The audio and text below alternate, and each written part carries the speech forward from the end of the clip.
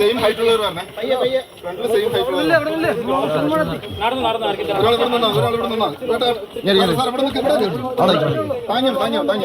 കൈ പിടിച്ചോ.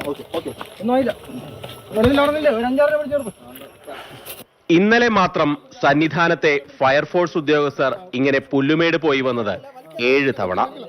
കാടറിയാതെ മലചവിട്ടി പാതിവഴിയിൽ വീണുപോകുന്ന അയ്യപ്പന്മാരുടെ എണ്ണം ഓരോ ദിനംതോറും ഏറി വരികയാണ്. തിരക്ക് കൂടിയതോടെ പമ്പ മുതൽ സന്നിധാനം വരെ 12 മണിക്കൂറിലധികം വരി നിൽക്കുന്നത് ഒഴിവാക്കുന്നതിനാണ് തീർത്ഥാടകർ പുല്ലുമേട് വഴിയുള്ള ദുർഘടം പിടിച്ച കാനനപാത തിരഞ്ഞെടുക്കുന്നത്.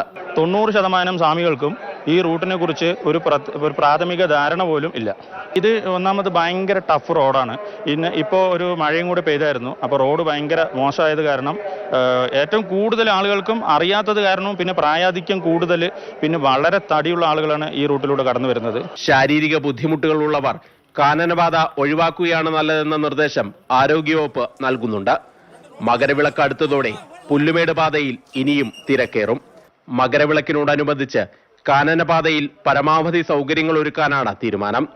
ഈ മാസം 14, 15 തീയതികളിൽ വെർച്വൽ ക്യൂ ബുക്കിംഗ് 40,000 പരിമിതപ്പെടുത്തിയിട്ടുണ്ട്. സ്പോട്ട് ബുക്കിംഗ് ഉണ്ടായിരിക്കുകയുമില്ല. മാതൃഭൂമി ന്യൂസ്, സന്നിധാനം.